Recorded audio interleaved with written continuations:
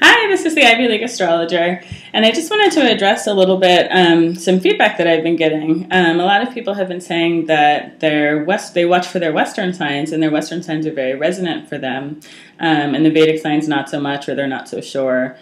So I wanted to say that I'm not sure exactly why that is, but that my guess is that it's probably because the readings adjust for the people who will be watching them. So probably when I do the spread, who knows how any of this works, first of all, right? But when I do the spread, I feel like it probably must adjust for the people who are going to need those messages and put the messages in the place where you will see them, basically. So my feeling about it, and I did a whole big spiel about this at the beginning of the Aries video, but then I realized that I needed to kind of broadcast it more widely, and it was like 3 minutes, so I didn't want to do it at the beginning of every one. So if you're an Aries, you don't have to watch this. I already said it. But yeah, so my feeling is that as people learn a bit more about Vedic signs, then it will probably be more that like the information that you need is in your Vedic sign video. But if you're feeling like your Western sign resonates for you, then you should watch your Western sign. But I would advise to still kind of check in with your Vedic signs, because my intention is to do it for the Vedic sign. So I feel like, especially as I begin to understand how people find these videos, which is by watching other videos, and then you move over to these videos and you see the sign, but you may not see that it's slightly different. So I feel like especially the readings I've done so far have adjusted for that to speak to the people who need those messages, basically. But I feel like as people know a bit more about Vedic astrology, if that's something you're interested in knowing more about, then it's probably going to shift a bit more to being actually your Vedic signs. So, yeah, so I just kind of want to put that out there. And then the other thing is that some people have been saying that they go to galacticcenter.org, which is the free chart calculator that I always link down below. That's the other thing, is I have a bunch of information down below my videos. So if you're on a mobile device, you can tap the little arrow to see the whole thing.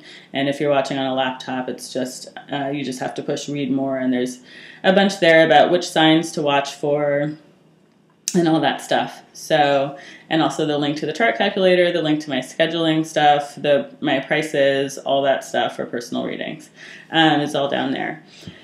And let's see, what else?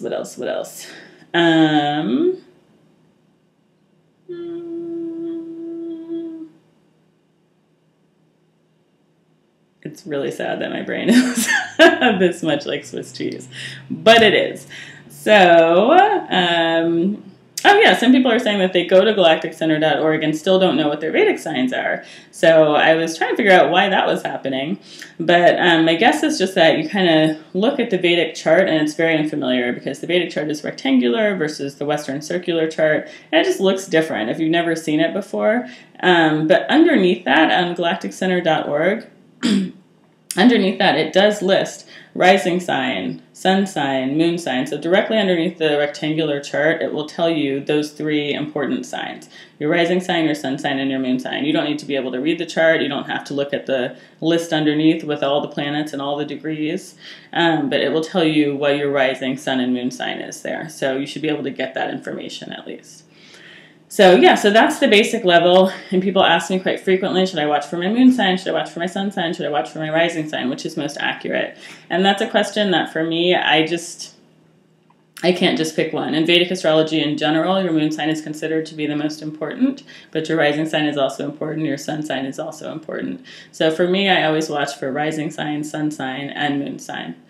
And I also watch for Atmakaraka, and I also watch for houses. So I'm sort of like so deep in it that I can't kind of give the simple answer. But yeah, I also wanted to say that I feel that your Western chart and your Vedic chart are describing basically the same energies. They just describe them in different ways. So for instance, in my Western signs are Aquarius rising, Capricorn sun, and Gemini moon. So if I was watching videos, which initially I had a whole big crisis about Vedic astrology versus Western astrology, because I've been studying Western astrology since I was 14. So that's something that I knew and was familiar with. But Vedic astrology is kind of come up for me at a few different points in my life. And I wasn't sure what to make of it the first few times it came up, because it does tend to be a more predictive astrology than Western astrology, which is kind of, we think of as more of like a free will astrology. Although Western astrology is also quite predictive the more you get into it. But yeah, for me, this time around, like a couple years ago when Vedic astrology came back into my consciousness, it just made a lot more sense to me and was like much more descriptive of who I actually was and what I was struggling with than my Western chart was for me. So I think that's what kind of sold me on Vedic astrology. As with any astrology, it's as deep as a subject as you want to get into it. But yeah, I guess I wanted to talk a little bit about my own chart to kind of help you to understand like how I would watch the videos for me, if that's helpful. So yeah, so my Western signs are Aquarius rising, Capricorn sun, and Gemini moon. And so when I was watching videos for those signs in Western astrology, I was basically getting all the right messages for me, even though my Vedic signs are Capricorn rising, Capricorn sun, and Taurus moon. So yeah, so Aquarius, Western Aquarius basically corresponds to Vedic Capricorn, so there's that one. And then Western Capricorn corresponds to Vedic Sagittarius, but my Atma Karaka is in Sagittarius, so that still applies to me. And then Western Gemini, it corresponds to Vedic Taurus. So basically I got the messages that I needed.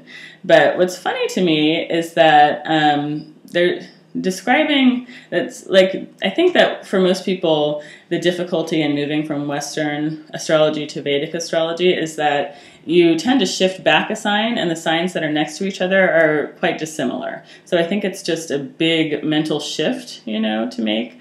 And I think initially when I was introduced to Vedic astrology, that's why I didn't want to do that. I was like, how can I go from having a Gemini moon, Gemini is like, woo, you know, to having a Taurus moon, which I also had a pretty negative view of Taurus, I think, when I was younger.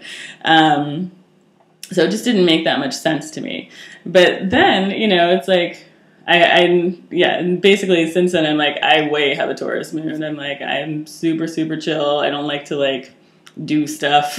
Like, I like to like sing privately all the time and like eat and like chill out and be like comfortable and cozy. Yeah, that's like fun for me. So yeah, I don't actually like to talk all that much, but anyway, but then my Atma Karaka is Mercury. I have a Mercury Atma Karaka. My Atma Karaka is Mercury in Sagittarius in the 12th house. So Mercury has all those qualities of Gemini, right? So that's kind of where the Gemini comes in. So that's what I mean by Western charts and Vedic charts kind of describe the same energies but in different ways.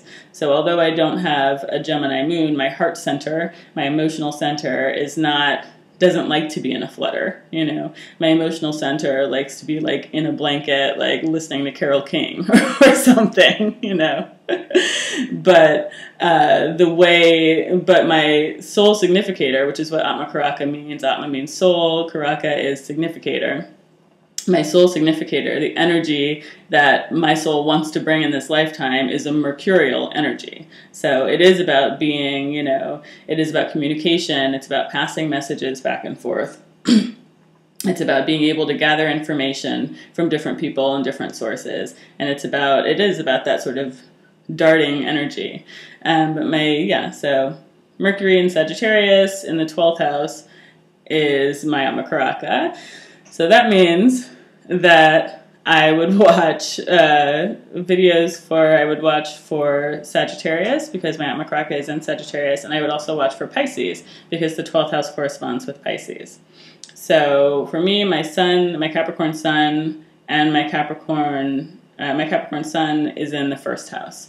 And my moon, my Taurus moon, is in the 5th house. So I would watch for Capricorn, and I would also watch for Aries because of that 1st house connection with my sun being in the 1st house. And I would watch for Taurus, and I would also watch for Leo because my moon is in the 5th house, and the 5th house corresponds with Leo. Now, for me, And then, and then your chart, there's so much going on in your chart. Like the more you understand about it, the more you realize how many different energies are at work and how those energies relate to each other. So this is all just, like there's richness in every level of it. But yeah, that's why I say watch for your sun, moon, and rising, because that will inform, all those things should probably be going on for you. So some people's charts are have very concentrated energies. Like they may only have like 3 signs that all their stuff is kind of concentrated in. And so that's very straightforward. And some people's charts have very various energies, so that you may end up watching for like 6 or 7 signs, and that may just be too much for you. So don't do it if it's too much for you, but if you're interested, then that is the way that I watch videos, is I watch for my sun, moon, rising, the house that my sun is in, the house that my moon is in. I watch for my Amakaraka and the house that my Amakaraka is in. So if you want to get crazy, that's how you do it. And also my first house, I also would watch for, so this is not something in my own chart. My heaviest house is my first house because my sun and my Venus are both in my first house. So that makes that a stronger energy. The more planets you have in a house, the stronger that energy is. But my sun is also there, so that's something I would watch for that anyway. But my theory is that if you have a house that has a ton of planets in it, even if it doesn't have your sun or moon in it, that you probably also feel that energy, so you can check in with that energy as well. Like if you have, I would call a heavy house a house that has at least 2 planets in it.